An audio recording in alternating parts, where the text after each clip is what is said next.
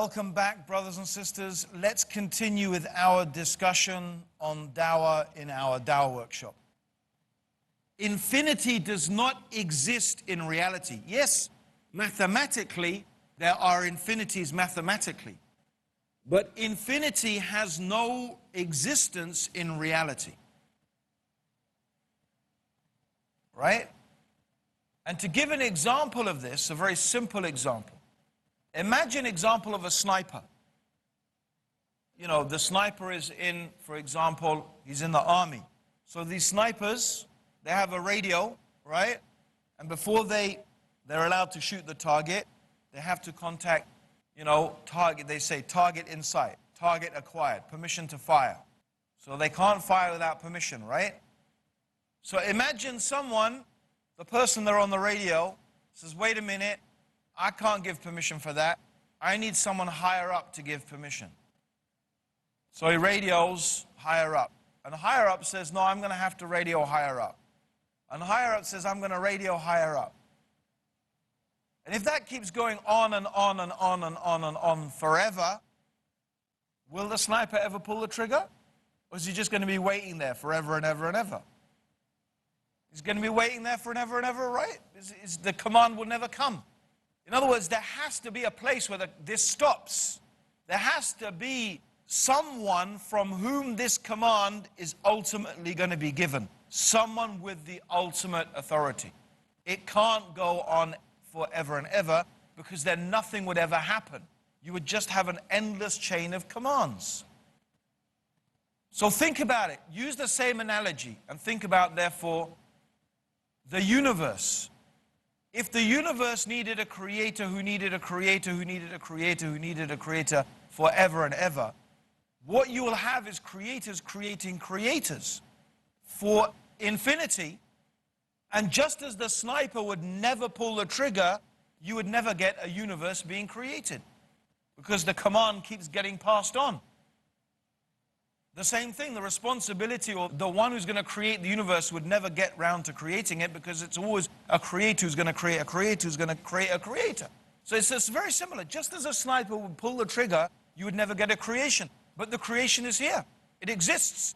That means ultimately some being must have issued the command. It must stop somewhere. And if we want to try and then figure out what is the nature of this being, we're still left with the same conclusions that we've already come up with, that being must, the nature of this being must be different from the creation. Must be. This is a very powerful and very logical way of understanding or explaining why the creator does not need a creator. Okay? Why the creator is one. So to summarize this in a very, very simple way, we've shown that there must be a God. We've shown that the creator must be powerful and the creator must be intelligent. And then we can simply conclude, we can ask the person, is the creator going to be different from or the same as the creation? If the person says the same as the creation, then we will go back and we will say to them, but if the creator is the same as the creation, does that make any sense? That creator then would need a creator. It's like saying your mother gave birth to your mother. She gave birth to herself. She created herself. Doesn't make any sense. Is this reasonable or rational? No. So if the nature of the creator must be different from the creation, if the creation is temporary and finite and needy, the creator must be infinite, eternal, and self-sufficient. And there could only be one such being.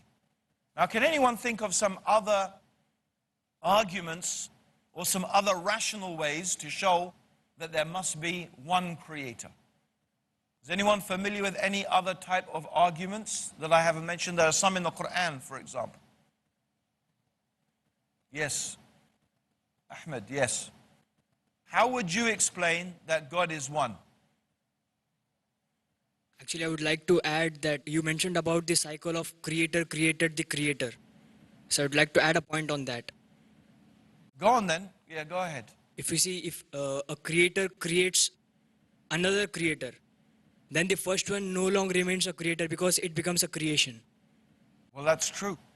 But this is more to do with pedantics or the meaning of words. What we're trying to think of is what is logically and rationally necessary, as opposed to, yes, we know the word creator means, but that's not necessarily true. Okay? I am a creator if I make something, right? I am the creator of that thing. Not in the ultimate sense. I'm not the creator, but I have still created something. Yeah? So I could create something and still be created myself. Still possible. Right? I'm just not a creator in the ultimate sense. The creator in the ultimate sense is the one who literally creates something out of nothing. That's the unique thing about Allah. Yeah, Allah just needs to say be and it is. He just says be and it exists. So Allah is not nothing. If sometimes an atheist may say, well, you know, you say that God can create something from nothing. But I would say, well, God is not nothing. God is the creator. It's from His power. Yeah? So that's not necessarily true. Okay. If you wanted to try and persuade someone that God is one, would you give these arguments that I've just told you, or would you have said something else? What would you say? How do you try and persuade people that God is one? Assalamu alaikum, Sheikh.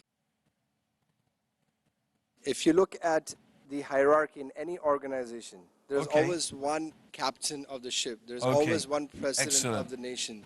There's always one father. So there's always one. So you have to have one person. If there are two, you'll have fights and Okay, very good. Excellent. So what Arshi has mentioned is that there is always one captain of the boat. There is one head of the family. There is one leader of the country. If that is not the case, you ultimately have great potential for chaos. In fact, ultimately, sooner or later, you're going to have some major conflict. Even if there are 2 or 3 people or a council of people, still ultimately the decision is going to have to rest with one person. One person still has to have the deciding voice, right? So this is something that we know and experience in our life. It's also therefore quite reasonable to presume that there should only be one creator. This is more evident because of the amazing level of complexity of the universe. In fact, there's one very famous or infamous or notorious atheist. His name was Anthony Flew. Anthony Flew was one of the most notorious atheists in the last century. And very soon before he died, he wrote a book. And the book was titled, There Is No God. And then he crossed out the no, and meaning there is a God, because he changed his mind. Just before he died, he wrote a book, he changed his mind. And he said that what changed his mind was new information that had come about the complexity of the universe. And he concluded that this level of complexity was not possible except that there must have been a creator. Furthermore, the level of complexity made it clear to him that there could only be one omnipotent, omniscient creator. So this creator must be all-powerful and all-knowing, because he could not perceive how this level of complexity could have come into being through a multiple of intelligences. Rather, it indicated a single source. A single, highly capable, highly intelligent source. So this was his personal conclusion.